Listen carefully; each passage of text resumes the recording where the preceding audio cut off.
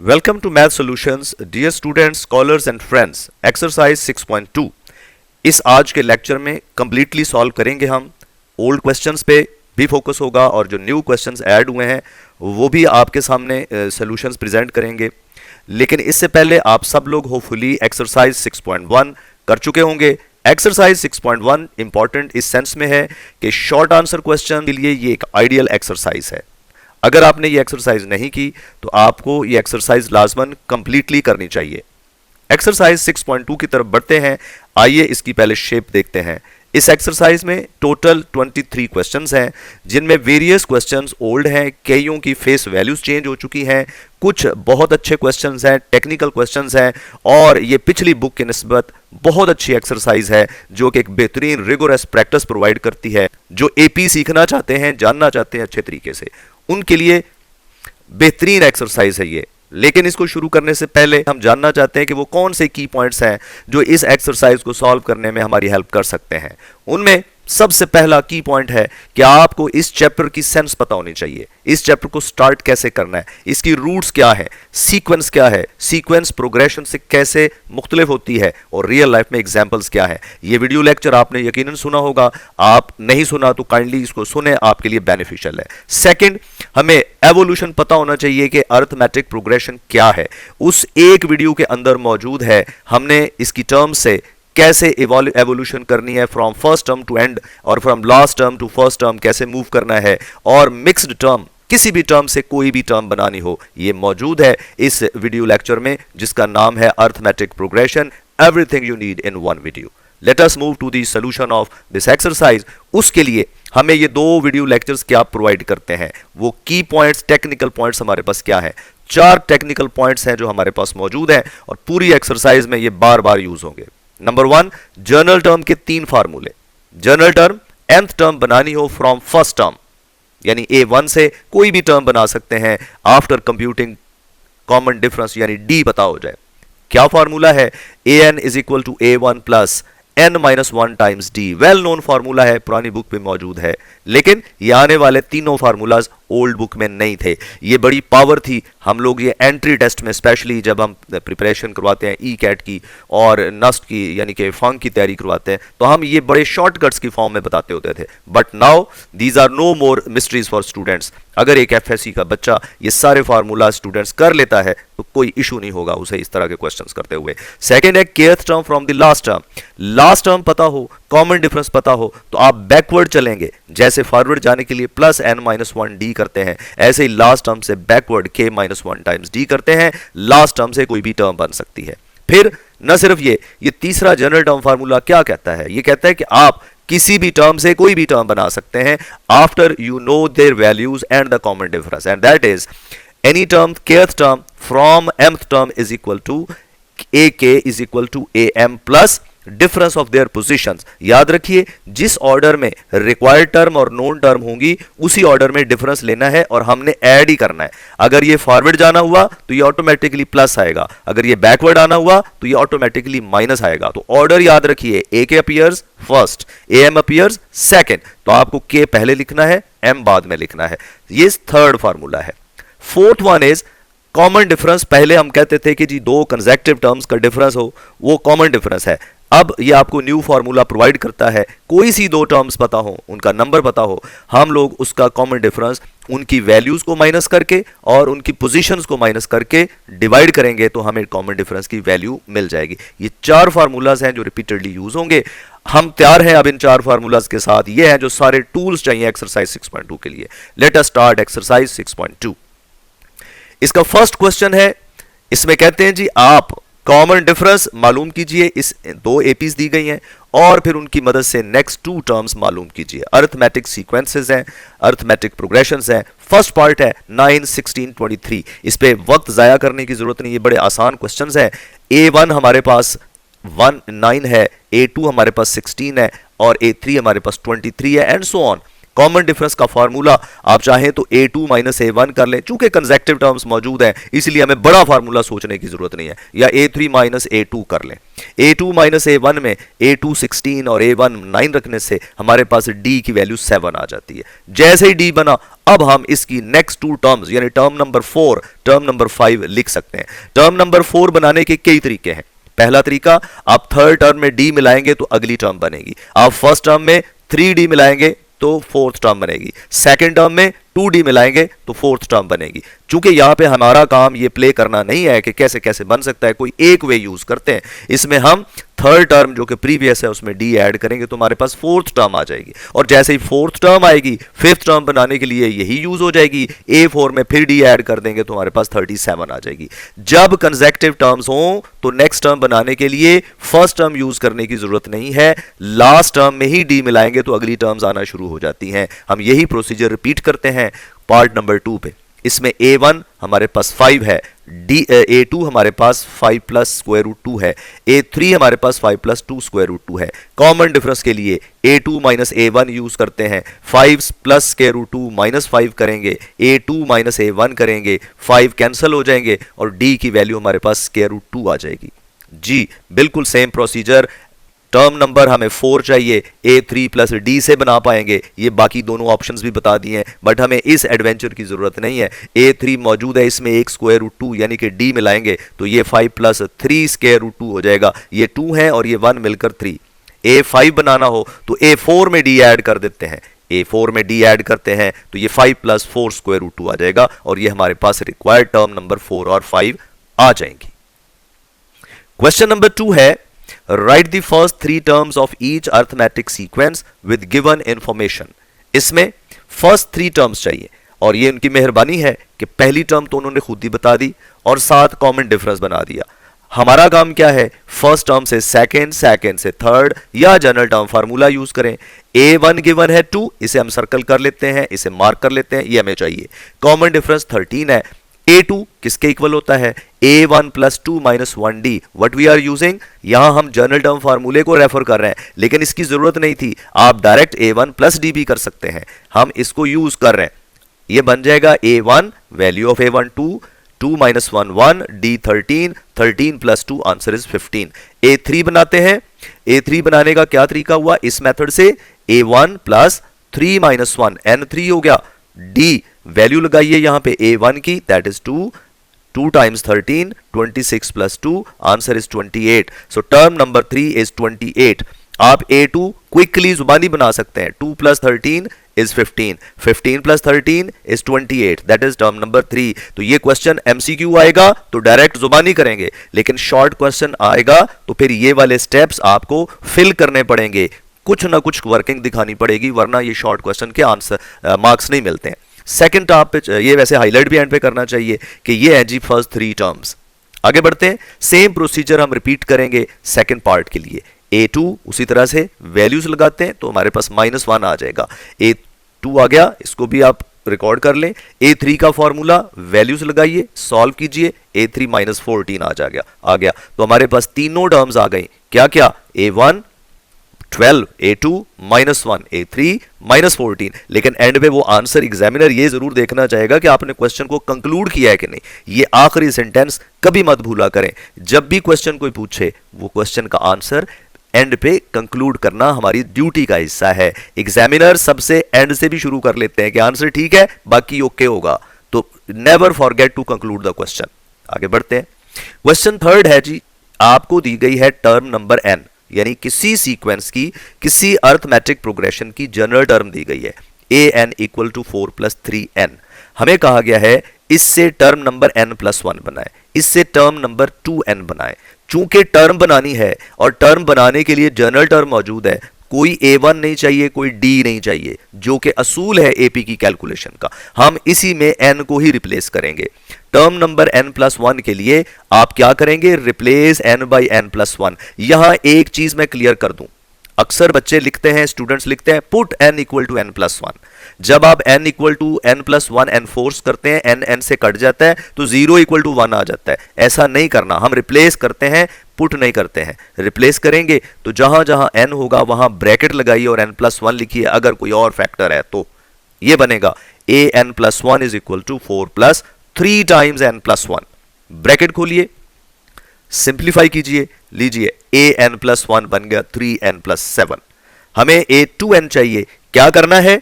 यही सेंटेंस जरा आप खुद बोलिए। पुट करेंगे n इक्वल टू 2n या फिर रिप्लेस करेंगे? यकीनन रिप्लेस करेंगे। Replace an n by 2n to get a 2n। जहां जहां n हटा दें उसको, मिटा दें उसको, उसकी जगह पे ला दें, ले आए 2n। तो a 2n is equal to 4 plus 3 times 2n। Simplify कीजिए, लीजिए a 2n भी बन गया। हमारा क्वेश्चन कंक्लूड हो गया, अलग अलग पूछा था, so question is done. Let us move to fourth question. अब ये क्वेश्चन देखिए, नेचर आहिस्ता आहिस्ता क्वेश्चंस की बदल रही है। अब हमें कंसेक्टिव टर्म्स ढूंढने का सवाल नहीं दिया गया। अब हमें कहा गया है a1 लो 3 है, d रखो 3 7 है, इन दोनों को यूज करते हुए 14th टर्म बनाओ। सो टर्म बनाने का काम ये जनाब स्टैंडर्ड फार्मूला हमारे सामने पड़ा हुआ है, ये करेगा टर्म बनाने का काम। हम इसमें क्या करेंगे? a1 लगाएंगे, n लगाएंगे और d लगाएंगे। आइए शुरू करते हैं। a1 लिखा, d लिखा। a14 के लिए हम जनरल टर्म फार्मूला यूज करेंगे। चूंकि यहां तो मैंने आपके लिए लिख के रखा है, आपने एग्जाम में इसको रेफर करना है। इसमें आप बताना है कि जी मैं a1 3 लगाने जा रहा हूं, d 7 लगाने जा रहा हूं और n 14 लगाऊंगा। पुट करेंगे a14 is equal to value of a1 3, n 14 minus 1, d 7। Simplification 3 plus 13 sevens are 91 plus 3, answer will be 94. So term number 14 is 94. Done. Highlight कर दिया। Come to the second part. Second part भी similar है। इसमें क्या किया हुआ है? इसमें फर्स्ट टर्म हमें खुद से लिखनी है, नाम उसने नहीं बताया। कॉमन डिफरेंस खुद से लिखना है, उसने नहीं बताया, तो हम बता सकते हैं, ऐसा कोई इशू नहीं है। फर्स्ट टर्म सबको पता है, we start with this term, so it is first term. a1 d चाहिए और फॉर्मूला चाहिए। a1 8 है। डी कैसे बनाते हैं? Second term minus first term, third term minus second term, कहीं से भी बना सकते हैं। तो आइए बना लें। a2 माइनस a1 दोनों पॉजिटिव है, इजीली हो जाएंगी। a2 3 है और a1 8 है, that will B minus 5। a1 आ गया, d आ गया। यानी देखिए इस पार्ट में ये दो इतना काम जो हमें करना पड़ा, पहले पार्ट में ये उसने हमें प्रोवाइड किया हुआ था। अब हम इन दोनों को करके आगे बढ़ते हैं। अब a12 की बारी है ढूंढने की। We will refer general term formula in what an equal to a1 plus n minus 1 d। लगाएं इसमें, n 12 हो जाएगा तो a12, a1 8, 12 माइनस 1 और d की वैल्यू माइनस 5 पुट कर देंगे। सिंप्लीफिकेशन है, ये बेसिक मैथ है। अब 8 plus 11 into minus 5, 8 minus 55, so answer is minus 47। ये है जी हमारी टर्म नंबर 12। ये जो दोनों पार्ट्स हैं ये बहुत अच्छे क्वेश्चंस हैं शॉर्ट आंसर क्वेश्चन के लिए। तो साथ साथ आपको बताता भी जा रहा हूं कि short answer question, long question और एमसीक्यू क्या बनता है। ये क्वेश्चन एंट्री टेस्ट में इस तरह के एमसीक्यूज आते हैं, आपके इंटर लेवल पे ये शॉर्ट आंसर क्वेश्चन आते हैं। आगे बढ़ते हैं जी। क्वेश्चन है 5, 18th term 30th term given है 367 and 499 respectively. How many terms of the sequence are less than 1000? इसका तरीका यह है कि हम a18 लिखते हैं 361, a18 का फॉर्मूला an की मदद से लिखते हैं, a1 और d बनाते हैं। जब a1 और d बन जाए फिर हम जनरल टर्म बनाते हैं और फिर हम उसे लेस देन 1000 करके n की वैल्यू निकाल लेते हैं। लेकिन ये ओल्ड फैशन स्कूल है, अब दुनिया बहुत तेज हो गई है। आपकी बुक में बड़े फास्ट फार्मूले हैं, ये ओल्ड कैलकुलेशन है। आपकी इस बुक आने से पहले ये इसी तरीके से होता था क्वेश्चन। लेकिन और आगे बढ़ते हैं, ये कंपैरेटिवली बेहतर हो गया। d हम बजाय a1 निकालने के, a18 और a30 का डायरेक्ट फार्मूला लगाने की बजाय हमने d बनाने का रैंडम फार्मूला यूज किया। Any term minus another term over their positions का डिफरेंस, इससे d फौरन आ गया। d निकालने के बाद क्या करेंगे? फिर a18 में a1 लगाएंगे, a1 plus 17d according to this formula. a1 बनाने पे ज्यादा वक्त लगा दिया, फिर वही बाकी काम। ये भी बेटर है लेकिन still it is old method. हम बढ़ते हैं हमारे मेथड की तरफ। हमारा मेथड क्या कहता है, इस क्वेश्चन को कैसे करना चाहिए। a18 367 है, a30 499 है। हम क्या करेंगे? d के लिए कौन सा फार्मूला यूज करेंगे? ये पढ़ा है हमने फार्मूला, an माइनस ए के ओवर n माइनस के, a30 minus a18 over 30 minus 18, a30 की वैल्यू 499, A30 की वैल्यू 499 माइनस 367, A18 की value over difference is 12। Solve करें इनको, 132/12 लीजिए, D की वैल्यू 11 आ गई। अब क्या करना चाहिए? आप कहेंगे जनरल टर्म के लिए A1 चाहिए। मैं आपको एडवाइस करूंगा कि अब जमाना तेज आ गया है, फार्मूले आपके पास मौजूद है, बस we need a little bit actually mental sense. वो सेंस हम यूज करेंगे अपनी माइंड की। हमें nth टर्म चाहिए, तो हम nth टर्म किसी भी टर्म से बना सकते हैं। an is equal to ak plus n minus k into d. हमारे पास ak की जगह पे a18 भी है, a30 भी है, इनमें से जो दिल चाहे यूज कर लें, बन जाएगी हमारे पास nth टर्म। लगाएं a30 k की जगह पे, an equal to a30 plus n minus 30 into d. a30 की वैल्यू और d की वैल्यू हम बना चुके हैं, वैल्यूज पुट करें, देखिए nth टर्म बन गई। पिछले दोनों जो मैंने आपको शो किए हैं ओल्ड फैशन स्कूल के तरीके, वो कितना टाइम लेते हैं, और अगर आप ये फार्मूले याद रख लें तो दे show you a little bit magic. बहुत लेस एफर्ट में great work is done. So an is 11n minus 169। nth term हमने क्यों बनाई? इसलिए उसने पूछा कितनी टर्म्स इस सीक्वेंस की 1000 से लेस होंगी। अब हम चाहते हैं ऐसा n ढूंढे, नेचुरल नंबर ढूंढे, लार्जेस्ट नेचुरल नंबर ढूंढे कि इस पूरे फार्मूले की वैल्यू 1000 से लेस रहे। तो आइए इसकी इनइक्वालिटी बना लेते हैं। an should be less than 1000। an की वैल्यू 11n माइनस 169। ये माइनस नहीं, सॉरी यहां पे थोड़ी मिस्टेक है, इट शुड बी प्लस, ये आप करेक्शन कर लीजिएगा काइंडली। तो 169 दूसरी साइड पे माइनस कर देंगे, तो that will be 11n should be less than 831। Divide कर दें n से, क्या होगा? 831 over 11। n less than 831 by 11। इसको मजीद बढ़ाते हैं आगे तो क्या होगा? What will happen? Look at that, n will be less than 75.55। n एक नेचुरल नंबर है, इसकी वैल्यू 75.55 से लेस रहेगी तो सारी टर्म्स 1000 से कम होंगी। तो n की इससे कम वैल्यू लार्जेस्ट कौन सी होगी? इसका मतलब है फर्स्ट टर्म भी लेस देन 1000 होगी, सेकंड भी लेस देन 1000 होगी, थर्ड भी लेस देन 1000 होगी, इस तरह से चलते जाएंगे, 75th टर्म तक लेस देन 1000 होंगी। सो n कैसा होना चाहिए? n मस्ट बी 75 होना चाहिए, तब तक इसकी टर्म्स लेस देन 1000 रहेंगी। और ये हमारे पास आंसर आ गया। So number of terms which are less than 1000 is 75। Let us go forward. Question number 6 says, आप पता करें कि क्या 301 इस एपी की टर्म है या नहीं है। अगर इसकी टर्म है तो इसका कोई नंबर होगा। तो हमारा तरीकाकार क्या होगा? हम इस 301 को इस एपी की जनरल टर्म मान लेंगे और हम कोशिश करेंगे ये ढूंढने की कि इस टर्म का नंबर क्या बनता है। अगर तो वो नंबर नेचुरल नंबर आ गया तो ये टर्म होगी, नहीं तो नहीं होगी। आइए इन बातों को प्रैक्टिकली स्टार्ट करते हैं। Given AP is 5, 11, 17। हमें इस फार्मूले को जनरल टर्म बनाने के लिए यूज करने के लिए a1 और d चाहिए। a1 इज 5 और d आप जानते हैं a2 माइनस a1 से बनाई जा सकती है। 11 minus 5 is 16। General term use कीजिए। an हमारे पास 301 हमने एज्यूम कर लिया, क्योंकि हम ये पता करना चाहते हैं कि क्या कोई ऐसा n या कोई ऐसा नेचुरल नंबर है जो इस टर्म के फॉर्मूले में लगाएं और वो 301 बनाए। आगे बढ़ते हैं। an की जगह a1 plus n minus 1 d रख देते हैं, क्योंकि हमें an का नाम नहीं चाहिए, इसका काम चाहिए। इसमें a1 और d लगाएं। a1 और d लगाएंगे, n अननोन रह जाएगा। 5 अदर साइड पर शिफ्ट कर दें। 6n माइनस 6 इक्वल टू क्या हो जाएगा, या 6n माइनस 1 क्या हो जाएगा? 296। 6 से डिवाइड कर देंगे। सिंप्लीफिकेशन के बाद n की वैल्यू 296 ओवर 6 प्लस 1 बन जाएगी। अब हम क्या करें? अब हम इसमें डिवीजन करके सिंप्लीफाई करते हैं। So what will be that? n is 49.33 plus 1, और n की वैल्यू तो नेचुरल नंबर नहीं आई।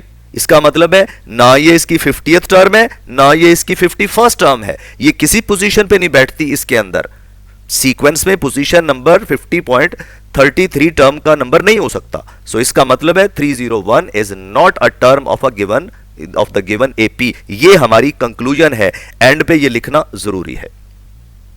Question number 7 is, if 2x and x plus 7, x plus 8 and 3x plus 1 are in AP, then find the value of x. जी। अब question कैसा हो गया, अब कोई टर्म शर्म नहीं निकालनी, हमें एपी मुकम्मल तौर पर 3 टर्म्स दे दी गई हैं, उसमें एक अननोन वेरिएबल है। एपी होने का क्या मतलब है, एपी ऐसी सीक्वेंस को कहते हैं जिसमें कंसेक्टिव टर्म्स का डिफरेंस सेम हो। सो हमारा काम यही है, let us equate difference of consecutive terms a2 minus a1 same होना चाहिए a3 माइनस a2 के। a2 माइनस a1 यानी x plus 8 minus 2x equal to a3 minus a2 यानी 3x plus 1 minus x plus 8।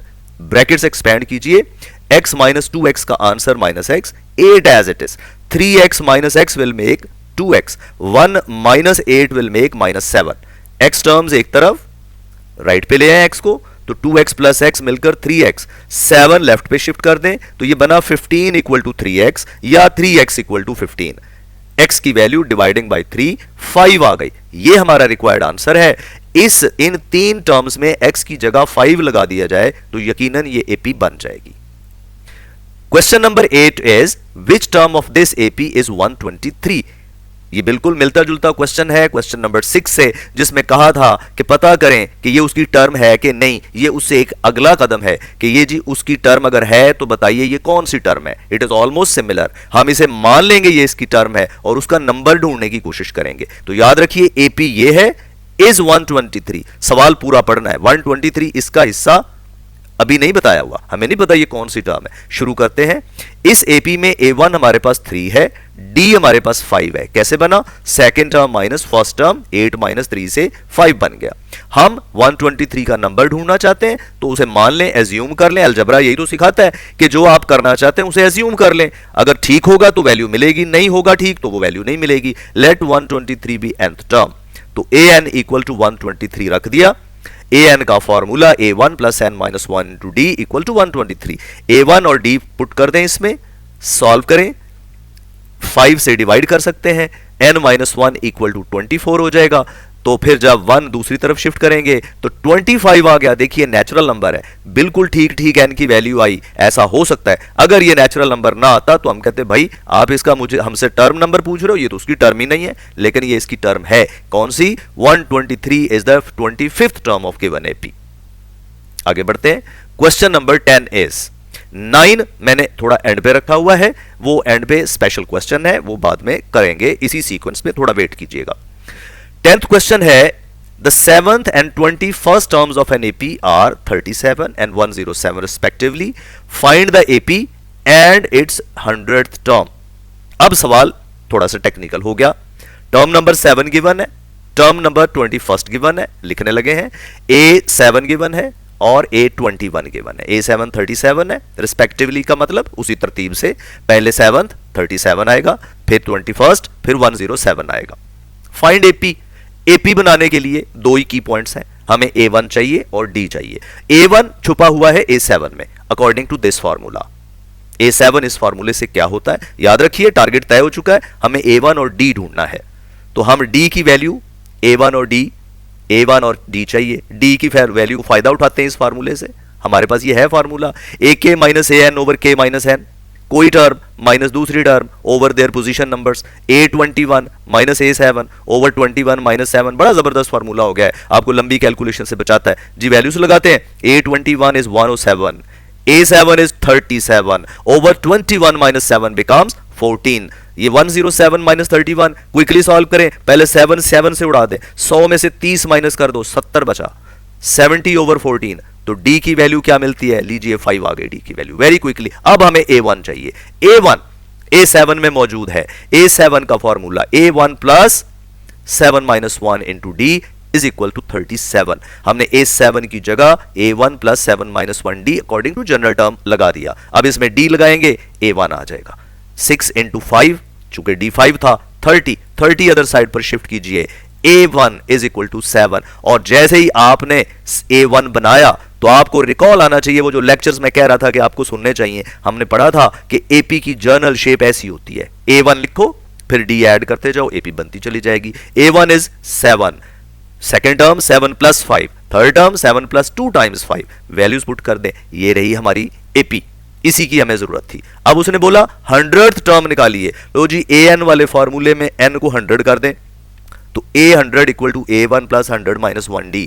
अब हमारा काम A1 और D fit करना है, कैलकुलेटर यूज करना है। अगर जुबानी नहीं पता चलता तो कैलकुलेटर से A100 हमारे पास 102 आ गया। So we have done question number 10। आगे बढ़ते हैं। Question number 11 short answer question, very good question, important question, must do question है, नहीं मिस करना। कहते हैं कि 1 over A minus c, 1 over B minus c, 1 over B minus a are in AP, show that. ये तो show वाला काम है, शो वाला काम हमेशा बाद में होता है, पहले उसका बंदोबस्त होता है। AP में होने का क्या मतलब है, अभी थोड़ी देर पहले कहा था कि कंसेक्टिव टर्म्स का डिफरेंस सेम होता है, तो कर दीजिए same. A2 minus A1 equal to A3 minus A2। इसके अलावा कुछ नहीं करना। अगर आपको थोड़ा बहुत अलजबरा आता है तो सिर्फ सिंप्लीफिकेशन है, वैल्यूज पुट कीजिए। A2 पहचानिए, आंखें खोलिए, A2 is 1 over B minus C, A1 1 over A minus C put करें, दोनों तरफ एलसीएम्स, इधर LCM B minus C, A minus C यहां मल्टीप्लाई होगा, B माइनस सी इधर मल्टीप्लाई होगा। चूंकि दो लोग हैं तो ब्रैकेट में इकट्ठे रखिए, इनको अलग बिठाइए ड्राइंग रूम में, ओवर इन दोनों का product LCM B minus C into A minus C is equal to similar calculation, B minus C, B minus A यहां आ जाएगा और LCM B minus A B minus सी।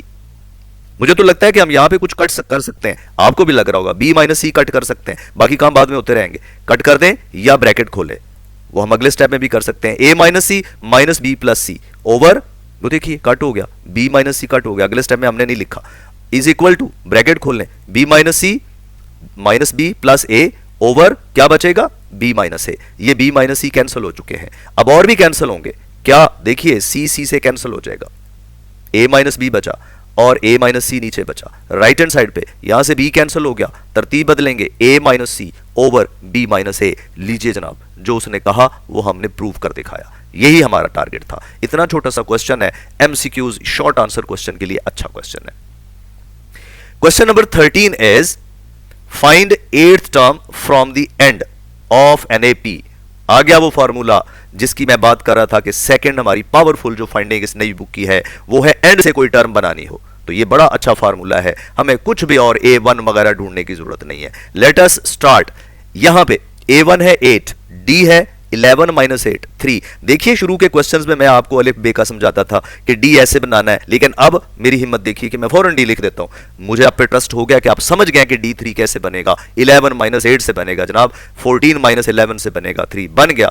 अब ये 185 यहां पे इसकी एक टर्म है, चलते चलते 185 पे आना, पता नहीं कहां पे किस नंबर पे आती है, हमें कोई जरूरत नहीं किस नंबर पे आती है, हम इसको लास्ट टर्म मानते हैं, L लिख लेते हैं 185। फॉर्मूला रिकॉल करते हैं, फॉर्मूला क्या है, दैट इज ए के इक्वल टू, आपने लिखना है L माइनस के माइनस 1 इंटू डी। तो जनाब इसमें L की वैल्यू 185 रख दें।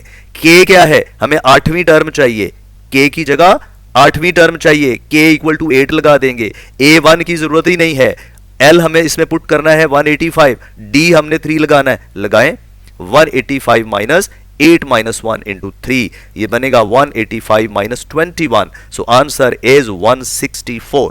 लीजिए 3 स्टेप्स का क्वेश्चन है और इसको लंबा लंबा करके सॉल्व करते रहें। ये फार्मूला है मास्टर फार्मूला, आपको जानना चाहिए। जितनी प्रैक्टिस फर्स्ट से ऑनवर्ड करते हैं, A1 में D ऐड कर करके करते हैं, उतना इसको भी इंपॉर्टेंस दे, ये आपके बड़े मसले हल करेगा।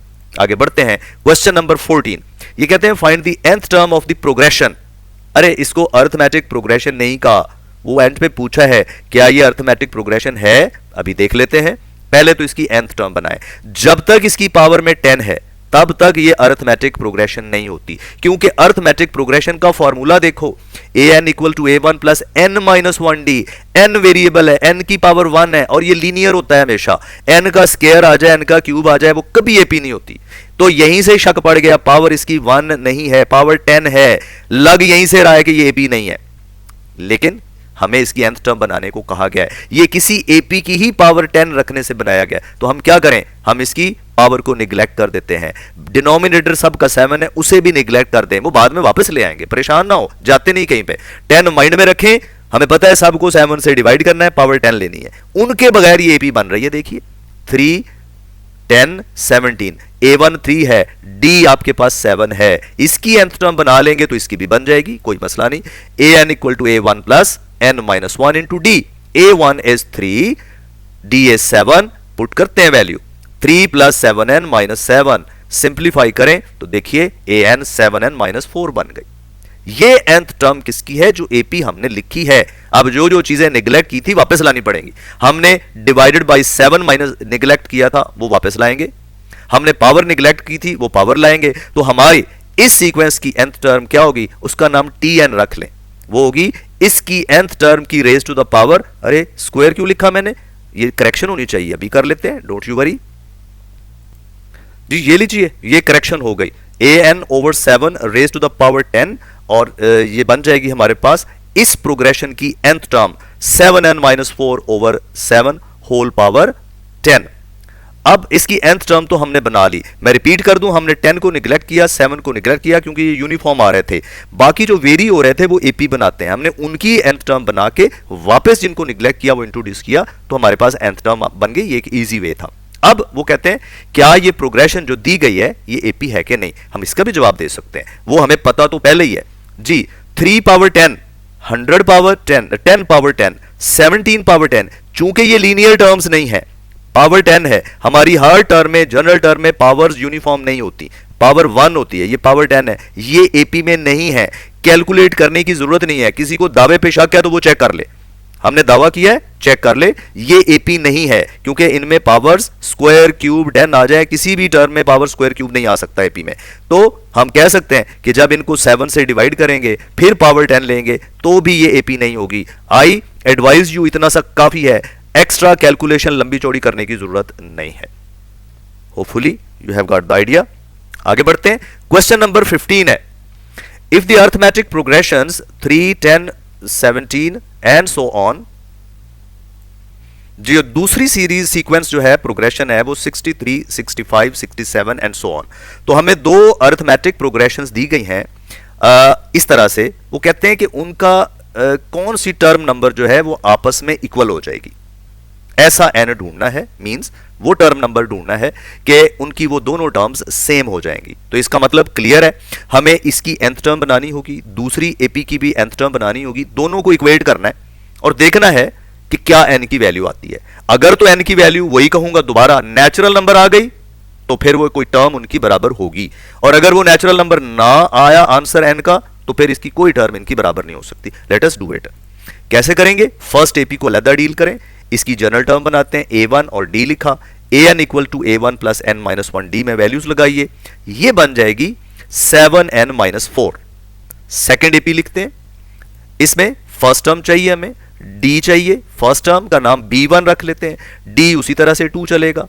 उसके बाद जनरल टर्म a की बजाय b इस्तेमाल करते हैं, हमारी मर्जी है, जनरल टर्म का जो मर्जी नाम रख लें, bn equal to b1 plus n minus 1d values लगाइए, इसको सिंप्लीफाई करें तो bn हमारे पास 2n प्लस 61 आ जाएगा। अब हम चाहते हैं ऐसा n जिसके लिए an और bn आपस में इक्वल आए, इक्वेट कर देते हैं, an equal to bn, equation बन जाएगी।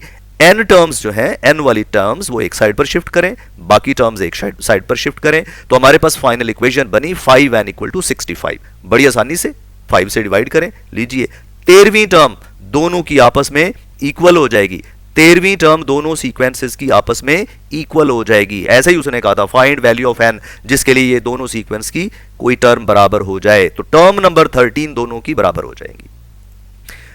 Question number 17, again an important question. ये कहते हैं कि 1 by A, 1 by B, 1 by C, और ये शॉर्ट क्वेश्चन है, ये एपी में है। Show that B is equal to 2ac over a plus C. बहुत अच्छी बात है, करते हैं, लेट अस स्टार्ट। अगर ये एपी में है तो एक ही इंफॉर्मेशन है, कंसेक्टिव टर्म्स का डिफरेंस सेम होना चाहिए। Second term minus first term यानी 1 by b minus 1 by a इक्वल होना चाहिए third term minus second term यानी 1 by C minus 1 by b. दोनों को इक्वेट कर दिया। अब बी वाली टर्म्स एक तरफ, क्योंकि हमें बी की वैल्यू चाहिए। 1 by B plus 1 by B is equal to 1 by C plus 1 by ए।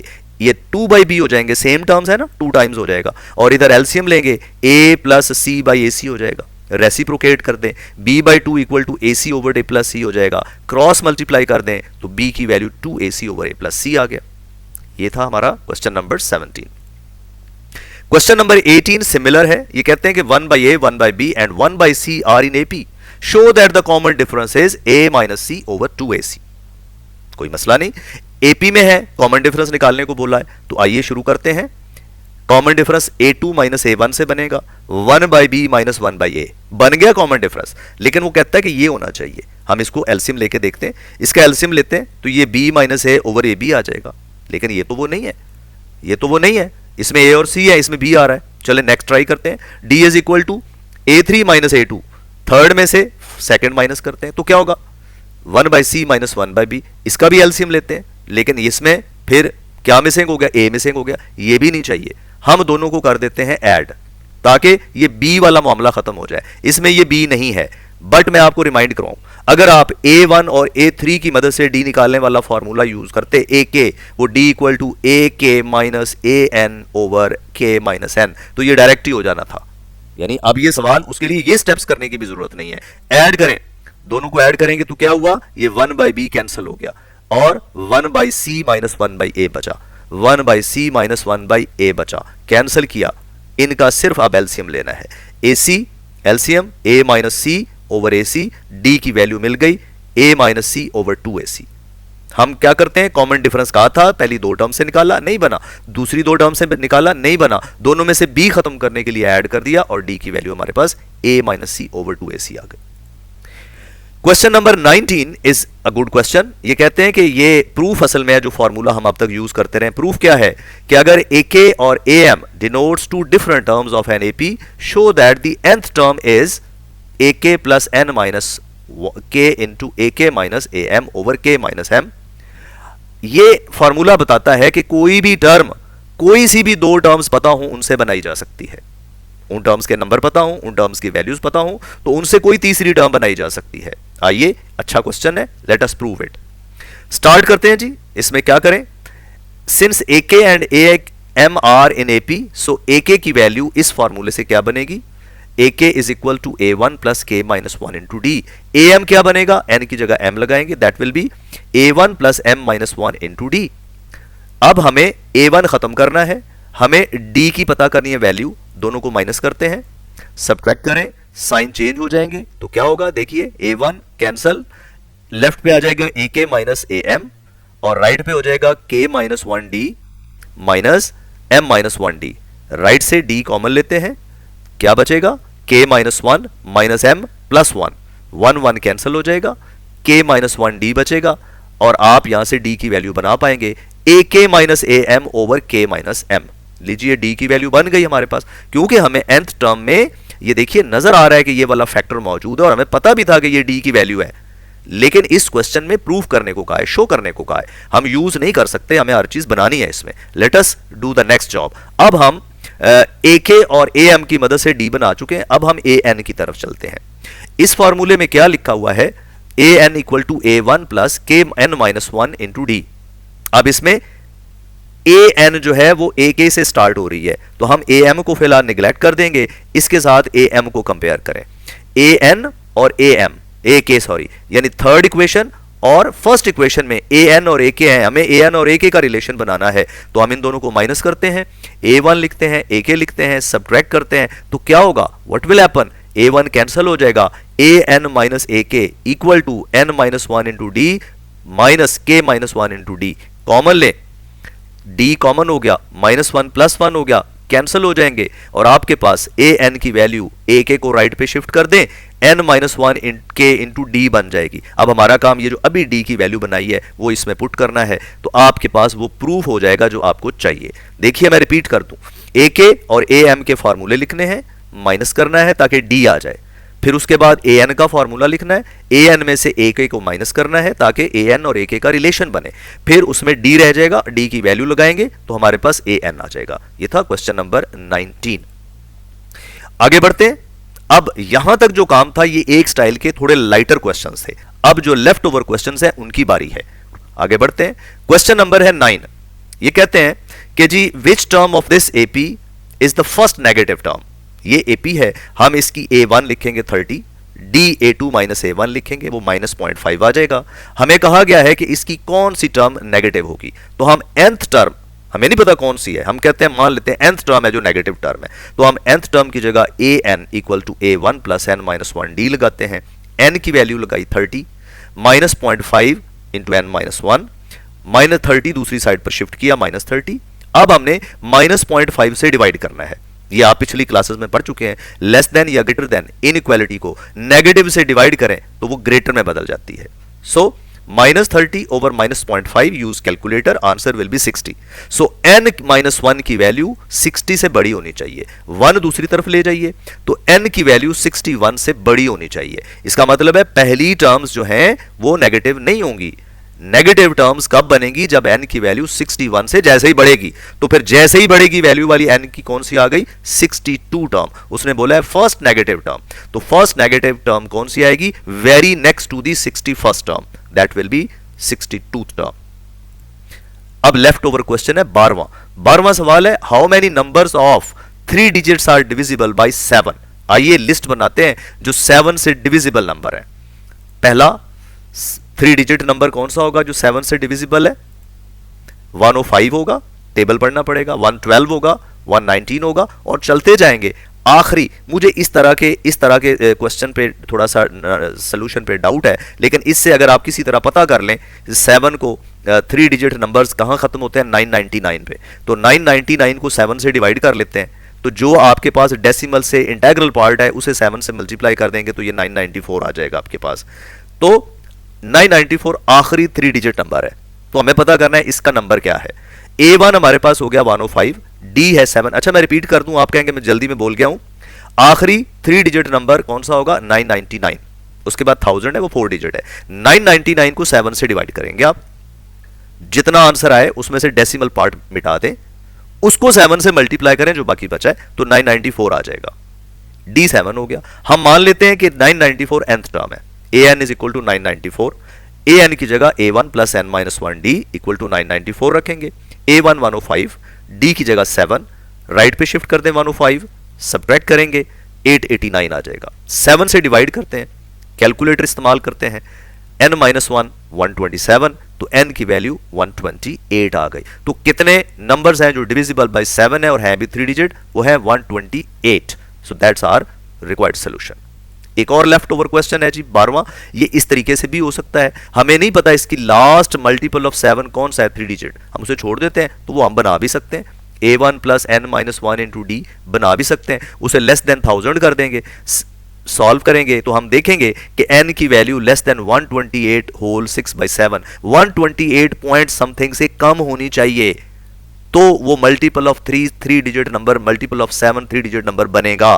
तो यहां से भी n की लार्जेस्ट वैल्यू 128 आ जाती है, उसमें लास्ट इसमें बनाने की जरूरत नहीं है, सीधा सीधा an लेस देन 1000 कर दें, क्योंकि ये 4 डिजिट है, इससे पीछे 3 डिजिट है, तो लार्जेस्ट वैल्यू 128 आ जाती है। इस क्वेश्चन को इस तरीके से भी कर सकते हैं। नेक्स्ट लेफ्ट ओवर क्वेश्चन है 16th। What is that? pth term of an AP is q and qth term of AP is p.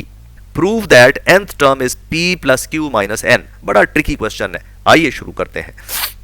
AP is equal to q, AQ is equal to p। हमें nth term बनानी है, इसके लिए हमें d चाहिए जनाब। तो d का फॉर्मूला रिकॉल करें, क्या था? कोई सी दो terms ak minus am over k minus m। यहां ak की बजाय AP इस्तेमाल करेंगे और am की जगह AQ इस्तेमाल करेंगे, ओवर इनका position number p, position number q। लेकिन AP की वैल्यू q है और AQ की वैल्यू जो है वो p है, पुट कर दे q minus p, p minus q, दोनों में सिर्फ माइनस का फर्क है, तो वो फर्क निकालते हैं, कॉमन लेते हैं, डिवाइड हो जाएगा, तो d की value -1।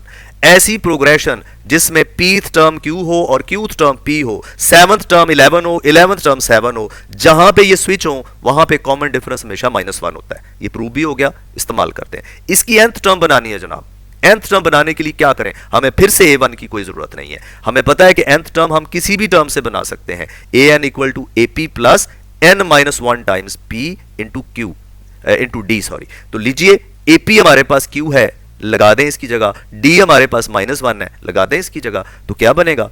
q plus n minus p into -1, bracket खोलिए, q minus n plus p। एक अच्छा ट्रिकी क्वेश्चन है, मेरे हिसाब से ये सब बच्चों को आना चाहिए और ये सोल्यूशन भी आपके लिए बड़ी स्पेशल है। Hopefully you have enjoyed this solution. बहुत क्विकली d बनाते हैं और उसी d की मदद से हम इन्हीं टर्म्स की मदद से nth टर्म बना लेते हैं विदाउट फाइंडिंग a1। ये हमारा रिक्वायर्ड सोल्यूशन आ गया। Let us move to the next left over question, that is 20th question. ये क्वेश्चन जरा खपाने वाला है, रिगोरस है, इस पे जरा काम करना पड़ेगा। आइए ध्यान कीजिए, a1 a2 a3 and so on are positive and in AP prove that. इस सारे का सम ये आता है, हम इस सारे को साथ साथ आगे पढ़ेंगे। शुरू करते हैं कि ये टर्म्स एपी की हैं। अगर एपी की हैं तो क्या होना चाहिए, अगर ये एपी की हैं तो क्या होना चाहिए, इनकी कंसेक्टिव टर्म्स का डिफरेंस सेम होना चाहिए और सारों का नाम डी होना चाहिए। a2 माइनस a1 भी डी है, a3 माइनस a2 भी डी है, an माइनस an माइनस 1 जो है वो भी डी है। हर दो टर्म्स कंसेक्टिव का डिफरेंस डी है। ठीक है, अब आते हैं लेफ्ट हैंड साइड पे।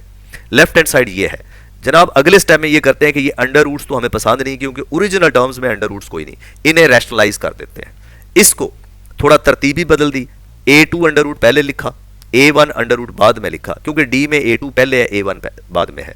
अब इसको minus under root of a2 minus under root of a1 से मल्टीप्लाई और डिवाइड करते हैं। इसको under root of a3 minus under root of a2 से मल्टीप्लाई और डिवाइड करते हैं। इसी को भी इसी तरह से रैशनलाइज करते हैं। ऊपर अब अनचेंज रहेंगे, नीचे a plus B A minus B का फॉर्मूला क्या होगा, A square minus B square, यहां पे भी वही A square minus B square, आखिरी टर्म में भी यही A square minus B square. अब स्क्वायर सारी कहानी, अब न्यूमरेटर्स का तो चक्कर ही नहीं रहा, न्यूमरेटर्स ऐसे पड़े रहेंगे, सिर्फ डिनोमिनेटर्स में ये थोड़ी सिंप्लीफिकेशन आ जाएगी जी। अंडर रूट खत्म करेंगे, करें खत्म, बहुत अच्छी बात है, अंडर रूट खत्म हो जाएंगे हर टर्म में। देखें क्या बनेगा हमारे पास। अब जो बना, आपके अंदर एबिलिटी होनी चाहिए इसे पहचाने। a2 माइनस a1 हमने कहा है जनाब d होगा, a3 माइनस a2 d होगा, an minus an minus 1 d होगा। चलने दे, इन सब को d लिखें और ऊपर एज इट इज आ जाएगा।